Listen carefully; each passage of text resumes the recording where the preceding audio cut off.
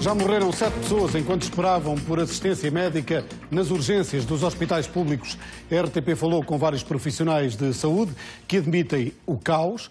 O bastonário da Ordem dos Médicos e também o bastonário da Ordem dos Enfermeiros questionaram diretamente, de novo, a falta da planificação na resposta ao surto de gripe. Os alertas dos últimos dias, feitos sobretudo pelos familiares de quem morreu à espera de auxílio médico, deixaram à vista de todos o que muitos já sabiam. Nestes dias de maior procura, está instalada a confusão nas urgências dos hospitais públicos. Não chegamos ao pico da gripe e já estamos com 200 doentes, horas de espera de amarelos de 7, 8 horas. Quando vier a gripe, eu não sei qual vai ser a resposta. A RTP investigou o que se passa. Muitos dos profissionais de saúde preferem falar sem ser identificados, mas os que decidiram testemunhar admitem que a situação é grave. As pessoas morrem sem assistência médica, sem serem muitas vezes, ou a maior parte das vezes, vistas, porque é impossível chegar a todas as pessoas.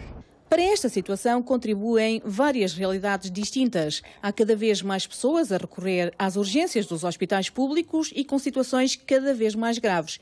O aumento da esperança de vida e o recurso cada vez menor ao privado assim o determinam. E o espaço dos hospitais públicos parece agora ser insuficiente nas urgências e nos internamentos. Neste momento o que acontece é que os doentes não estão a conseguir ser transferidos. Porquê? Não há camas? Não há camas, está tudo completamente cheio, não há camas, os internamentos estão repletos de doentes e automaticamente o que é que acontece? Na urgência passamos a ter doentes internados e o que implica que fiquem lá 2, 3, 4 dias até conseguirmos dar vazão a esses mesmos doentes. Doentes graves, muito graves, que estão em maca, estão encostados com menos de 5 centímetros a separá-los. Que ao observar o doente, tenho que pedir ao familiar para sair e eu vou expor o peito daquela pessoa à frente de toda a gente. E nesta altura é preciso considerar o pico normal deste mês. As gripes e as doenças que o tempo frio agrava são um dado habitual. A esta realidade juntam-se outras, a falta de resposta dos lares de terceira idade e dos centros de saúde e o facto de haver cada vez menos profissionais. Tínhamos cerca de 60 auxiliares, atualmente regemos com 35 auxiliares. Tínhamos cerca de 90 enfermeiros e atualmente são cerca de 60 na urgência. Estou a falar a nível de urgência só. Os utentes criticam ainda o sistema de Manchester e o facto de ser, numa primeira fase, aplicado por enfermeiros e não por médicos. Mas os médicos reconhecem que, na fase inicial, o que se pretende é definir prioridades de atendimento e não fazer diagnósticos. Porque o enfermeiro consegue, com maior objetividade, cumprir o algoritmo, o fluxograma, sendo que o médico não quer dizer que não o cumpra, mas orienta essa atuação mais para o diagnóstico, que é algo que acontece posteriormente. Críticas dos utentes, sentidas pelos profissionais de saúde que têm vivido dias de um caos difícil de controlar. Meu convidado neste Jornal 2, o vice-presidente da Ordem dos Enfermeiros, Bruno Noronha Gomes. Bruno, boa noite. Porquê é que isto está a acontecer depois de todos os alertas que foram lançados ao longo das últimas semanas sobre o tal surto de gripe? Boa noite. O problema está a acontecer por duas razões. Uma razão tem a ver com o funcionamento concreto das urgências. E aqui temos uma questão da organização dos processos de trabalho, como foi dito na peça, a incapacidade de drenar doentes nas urgências para os internamentos, e depois temos um problema de recursos humanos. Temos equipas de urgência com 2/3 ou metade dos enfermeiros que deveriam ter. Por outro lado, temos equipas que, para preencher as escalas, têm que recorrer aos enfermeiros de outros serviços de internamento do hospital. Naturalmente, quando temos profissionais que não estão habituados a trabalhar em contexto de urgência, a capacidade de resposta diminui necessariamente em termos de prontidão. Por outro lado, temos uma questão sistémica. Temos de nos questionar porque é que tanta gente está a recorrer às urgências. Por um lado, a incapacidade de resposta dos cuidados de saúde primários, e temos que perceber porque é que esta incapacidade se instalou. Por outro lado, temos também o número de pessoas que recorre às urgências e teve há pouco tempo alta do hospital. Reinternamentos. Porquê é que estes reinternamentos estão a acontecer? E por terceiro, como foi também dito na peça, a questão dos lares. Hoje em dia, o padrão de pessoas que está a recorrer aos lares está a mudar significativamente. São pessoas com comorbilidades, com 2, 3, 4, 5 patologias, que necessitam de um tipo de cuidados diferente do que prestavam há alguns anos. Temos que repensar tecnicamente a resposta que os lares dão. Portanto, são problemas de duas naturezas, concretas urgências e um problema sistémico.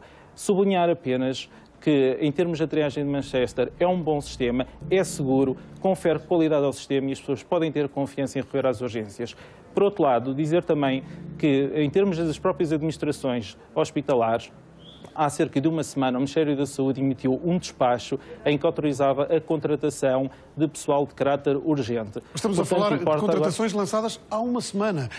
O pico do surto de gripe, julgo que ainda não se atingiu, não sabemos bem quando vai ser, mas será por estes dias, e ainda não temos as equipas formadas.